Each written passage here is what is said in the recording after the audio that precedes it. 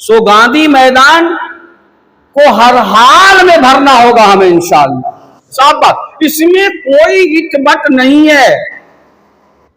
मशवरा करना है कि कैसे जाना है, इसके लिए ये काम तो होना है। अगर किसी के दिमाग में ये बात हो कि 2018 में भी हम भर चुके हैं, तो इस बात को अपने मिजाज से खुरच कर निकाल दे। इसलिए कि अगर 2018 में हमने भरा था, ये कामयाबी इतनी बड़ी है कि उससे हौसला पाकर 1 महीने के अंदर हम गांधी मैदान के भरने का फैसला ले सकते हैं। इससे पहले हम सोच भी नहीं सकते थे। और अगर दोबारा भर दिया तो आने वाली हमारी नस्ल अपने किसी भी मुद्दे पर हमारी आदम मौजूदगी में गांधी मैदान को भरने का जज्बा रखेगी कि हमारे बुजुर्गों ने एक बार नहीं बार बार भरा है। कुछ लोग ये कहते मिलेंगे लिखते हुए भी 2018 के गांधी मैदान को तो बेच दिया कीमत में 1 MLC। अरे बोलो मौलवी मुर्तजा साहब, सही है कि नहीं सही? साफ बात कीजिए, खुल के कीजिए। मैं अलल ऐलान ये बात कहना चाहता हूं,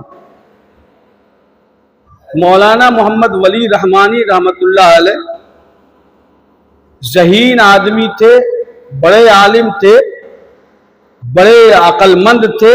सियासी और दीनी और मिल्ली दोनों शोर उनमें कूट कूट कर भरा था। इस बात से सबको इत्तेफाक है या नहीं है?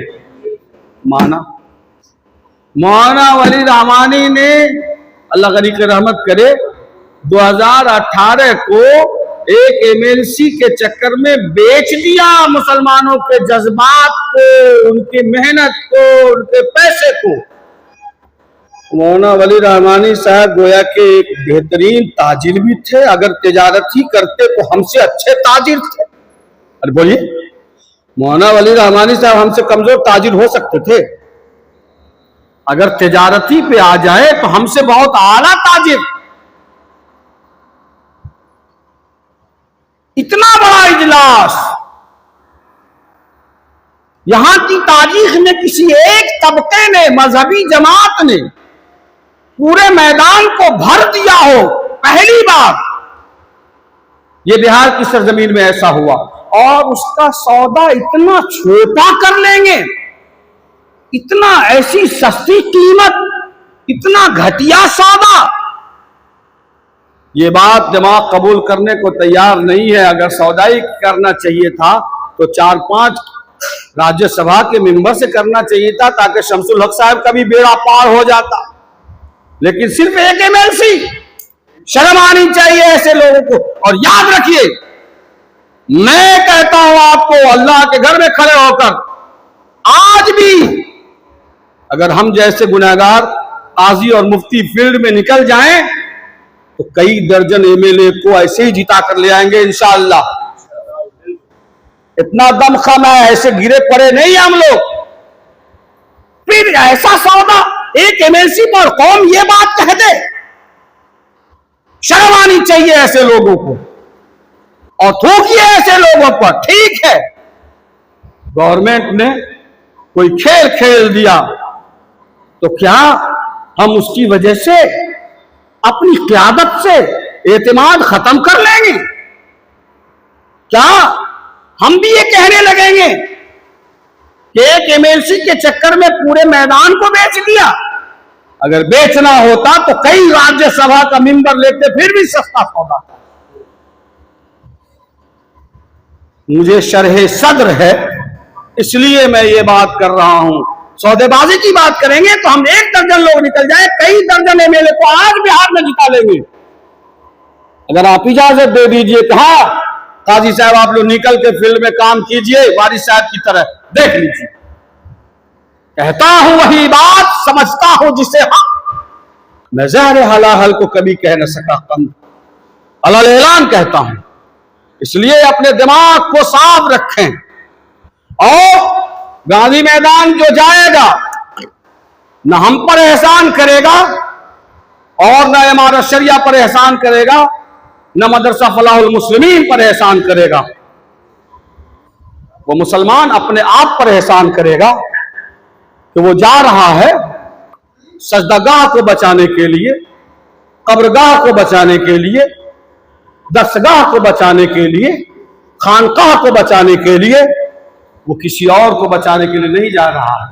ये उसी कब्रिस्तान को बचाने के लिए जा रहा है जिस कब्रिस्तान में इसे भी दफन होना है। ये उसी मस्जिद को बचाने जा रहा है जिस मस्जिद में इसे भी नमाज पढ़नी है और उस ईदगाह में इसे भी नमाज ईदैन पढ़नी है। उसके लिए जा रहा, अपनी जिम्मेदारी पर, मौलवी मुश्ताक के लिए नहीं जा रहा। सवाल ये पैदा होता है कि जाके करेंगे क्या? हुकूमत वापस नहीं लेगी, मतले तेरी बला से। हादसे की जद में है तो क्या मुस्कुराना छोड़ दें? वसीम बरेलवी का बहुत मशहूर शेर है, हादसे की जद में है तो क्या मुस्कुराना छोड़ दें, जलजले के डर से क्या हम घर बनाना छोड़ दें? हुकूमत नहीं मानेगी तो मर जाए, ऐसे ही मर जाए आसानी के साथ।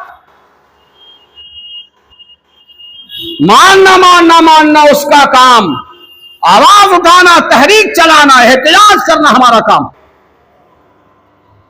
और मुसलमानों पस्त न बनो, हौसला रखो। तातारी की एक औरत एक मुसलमान को सरे बाजार पकड़ के कहती कि तू खड़ा रह, मैं खंजर लेकर घर से आती हूं, तुम्हें ज़बह करूंगी। बुज़दिली की इंतहा यह थी कि वो खड़ा रहता था, पत्थर की तरह जमा रहता था। वो औरत घर जाती थी, खंजर लेकर आती थी और उसे खंजर मारती थी।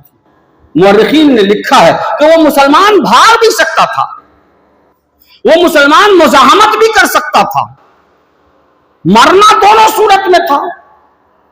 भाग के जाता कहां, रियासत उसकी, सब चीज उसकी, लेकिन वो मरता तब भी जब भागता, मुज़ाहमत करता, ये कत्ल होता, उसको जख्म लगाता, और मर गया तब भी जब वो पत्थर बना रहा। किस तरह से मरना बेहतर था? क्या यूं ही खड़े खड़े मरना बेहतर था या उसको मुज़ाहमत करते हुए मरना बेहतर था? क्या बेहतर था? बात साफ है, 2-2-4 की तरह क्लियर है, कोई इसमें कोई बहस की जरूरत नहीं है, दिमाग लगाने की जरूरत नहीं। हुकूमत माने ना माने, हमें मनवाना है और उसके लिए इक़दाम करना है। तो क्या हम इतनी आसानी के साथ दे दीजिए, मस्जिद दे दीजिए, मदरसा दे दीजिए, ये सब चीज दे दीजिए, घर बैठिए, कौन जाएगा गर्मी में? एक मुसलमान अपनी इन चीजों की हिफाजत के लिए 2000 रुपए खर्च नहीं कर सकता, करना पड़ेगा। अभी हम आपसे न तो खून मांग रहे हैं, न जान मांग रहे हैं, आपको कह रहे हैं कि थोड़ा सा पसीना बहाइए, थोड़ा सा खर्च कीजिए। हमारी जिम्मेदारी ये है कि हमको आप लोगों ने, हम लोगों को, इमारत शरिया को, अमीर को, मिली जमातों को, सारी जमातें शामिल हैं, सुन लीजिए आप अच्छी तरह से, जमीयत उलमा, जमात इस्लामी, जमात अहले हदीस, इदारे शरिया, सब शामिल हैं इसमें। काम जो बढ़ के कर रहे हैं, हमारे साथ सबों की ताईद हासिल है, जहां जहां मौका मिलता है वो काम करते हैं, माशाअल्लाह से सब शामिल हैं इसमें। इसलिए हम सबों को अपनी जिम्मेदारी पर ये काम करना है। अभी आपको जान नहीं देनी है, अभी आपको सिर्फ थोड़ी सी वक्त की कुर्बानी देनी है, थोड़ा सा पसीना बहाना है और कुछ नहीं करना है। इंशाअल्लाह हम सब इसके लिए तैयार हैं।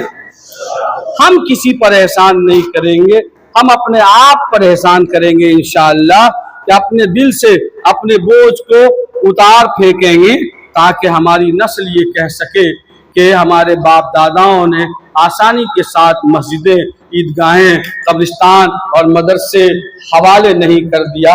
वो आखिरी दम तक लड़ते रहे, जैसे सुल्तान टीपू आखिरी दम तक लड़ते लड़ते रहे। दुनिया उनको मुजाहिद के नाम से याद करती है, नस्लें उनको सलाम भेजती हैं। गर्चे सुरंगापट्टनम में उनको शिकस्त हुई थी, मैसूर में, लेकिन दुनिया उनको सलाम करती है। आज भी 100 साल से ज्यादा अरसा गुजर गया, यही एक तारीख बनती है।